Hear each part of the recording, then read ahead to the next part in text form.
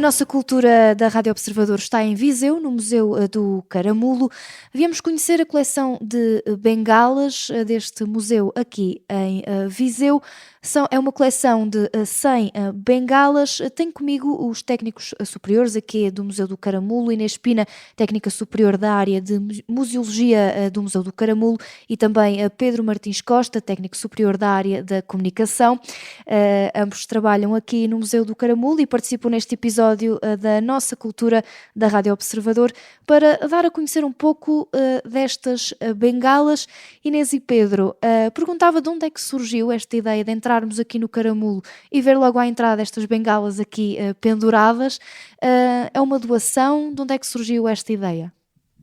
Ora, portanto, as bengalas que integram a coleção permanente do Museu do Caramulo vão aqui um bocadinho ao encontro daquela que é a própria filosofia do museu, que assenta na arte da generosidade, e esta ação de generosidade advém dos herdeiros do Dr. José Júlio César, pessoa a quem pertence esta coleção de bengalas e que fizeram então a doação ao Museu do Caramulo.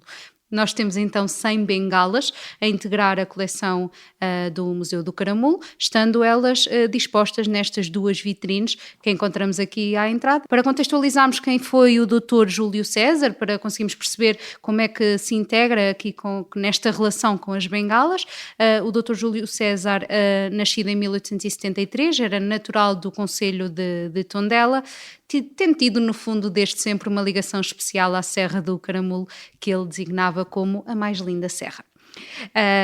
Ele teve várias funções importantes aqui no distrito de Viseu. Foi um afamado escritor, diretor do Jornal de Comércio de Viseu, reitor do Liceu de Viseu, entre muitos outros cargos, e portanto foi também uma pessoa que acaba por ter um carisma e uma importância na sociedade. Isso quase que nos leva também à própria imagem masculina do século XIX.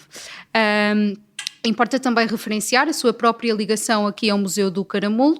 Ele foi um dos impulsionadores do turismo no Caramulo, desde o período da pré-estância sanatorial, e manifestou precisamente em 1916 um interesse em abrir no Caramulo uma pensão que tivesse uma boa qualidade e um bom restaurante, e que seria no fundo a pensão do Caramulo. E há aqui, nestas bengalas, que são bastante diferentes umas das outras, mas já lá vamos analisar essas bengalas. Há aqui, pode-se dizer, uma mensagem a retirar deste objeto, uma crítica social. O que é que se pode entender aqui deste objeto que está aqui? São 100 bengalas que estão aqui penduradas. Alguém olha para elas e o que é que retira daqui? Realmente, quando falamos aqui de bengala, nós não estamos habituados a olhar para a bengala de acordo com aquilo que é uma função específica do nosso dia a dia. Isto é, nós hoje em dia, século XXI, olhamos para uma bengala como um objeto que ajuda à locomoção de alguém, não é? Portanto, é objeto de uma necessidade. A necessidade aqui, transportando-nos aqui para o século XIX, era uma necessidade que também podia abarcar aquilo que nós podemos dizer uma necessidade de estilo, ou seja, o cavalheiro do século XIX, né, usava as suas calças de fazenda, a sua sobrecasaca, o paletó, o colete, o lenço, a gravata, a cartola também, mas a bengala também fazia parte disto, e o senhor não tinha que ter qualquer tipo de problema no caminhar para poder usar bengala. Portanto, o lugar do estilo que a bengala ocupa é muito importante nesta altura, e é algo que nós podemos, ao olhar para elas, conforme podemos estar a ver aqui, podemos precisamente concluir isso, porque todas elas são diferentes, quer no tamanho, nas formas, nos feitios, e depois elas estão recheadíssimas de características únicas. Nós podemos talvez começar já a ver aqui que as funções delas podiam servir desde cantil, desde ser até uma pequena espada ou até o mesmo porta-moedas. Portanto, um porta-moedas numa bengala é das coisas que nos pode parecer mais disruptivas hoje em dia ou improváveis, mas realmente elas estão aqui e estão, conforme nós podemos ver, não vamos testar todas, logicamente, mas estão num estado de funcionamento que nos permite precisamente aferir isso. Há aqui, pode-se dizer que há aqui uma interpretação a fazer de uma história, ou seja, como tu dizias, há a bengala tradicional, depois há uma bengala que parece uma espada. O que é que se pode aqui interpretar destas diferenças entre as próprias bengalas, estas características? Elas são quase todas de madeira, com exceção de 2 bengalas de vidro e uma em madrepérola. Mesmo a própria madeira, ela é feita e trabalhada de diferentes formas. Se nós fôssemos pegar nas 100 bengalas desta coleção, nós conseguiríamos perceber a distinção de pesos e o impacto que isso acaba por ter também, se nós formos imaginar as bengalas enquanto objeto utilitário, por assim dizer. Se calhar, para ser mais fácil a compreensão, vamos aqui perceber que uma bengala é elaborada num cabo, uma haste e uma ponteira. Portanto, o que acaba por ser mais elaborado na própria bengala é o cabo. Nós, se olharmos para as bengalas que aqui temos, podemos dizer que nenhuma tem o cabo igual. Todas são distintas. As hastes pode ser aquilo que se assemelha mais, apesar de que são quase todas elas trabalhadas, e as ponteiras às vezes reservam-nos pequenos segredos. Os visitantes que vêm aqui ver esta coleção de bengalas, olham para estas 100 bengalas.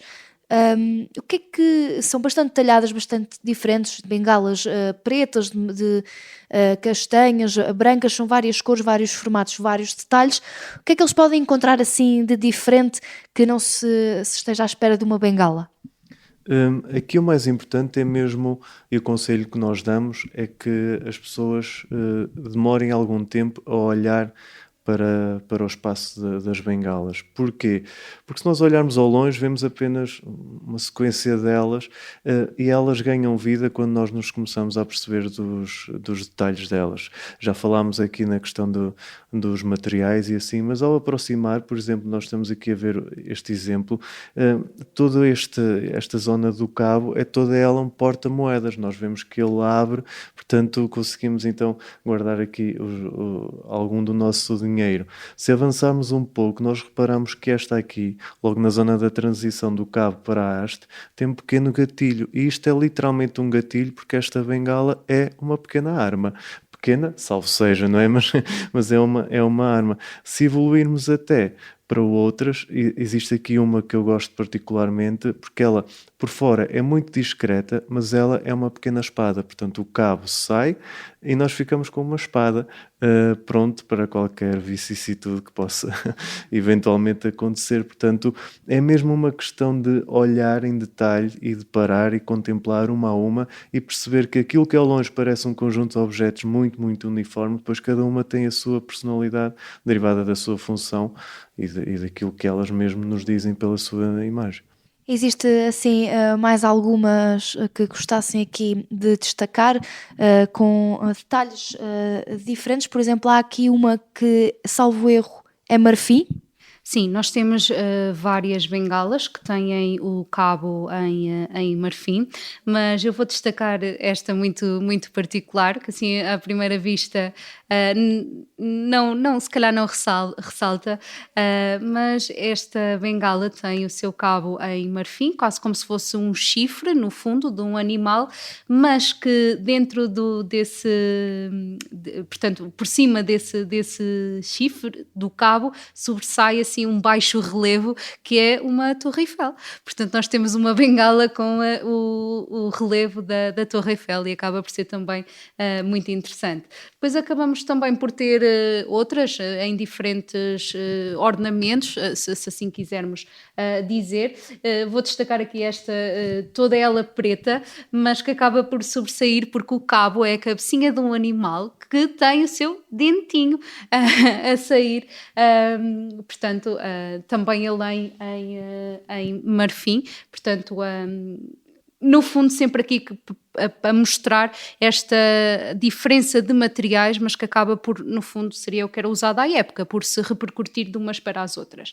E por fim, acho que vou destacar só aqui a bengala que eu autodenomino coluna de Trajano, porque literalmente faz lembrar a coluna de Trajano. A coluna de Trajano é toda ela trabalhada e ornamentada, portanto, envolta, e esta bengala é quase como se fosse a própria coluna coluna de Trajano, embora que os motivos não tenham nada a ver, mas isto só para conseguirmos imaginar aqui o trabalho do talhe, do ornamento, todo ele em madeira castanha e totalmente trabalhado com imensos pormenores, portanto é qualquer coisa de um universo fantástico a descobrir. Obrigada Inês e Pedro, Inês Pina e Pedro Martins Costa, técnicos superiores aqui do Museu do Caramulo. Foi a coleção de bengalas que podem encontrar aqui, a exposição permanente no Museu do Caramulo. Este foi o episódio da nossa cultura da Rádio Observador.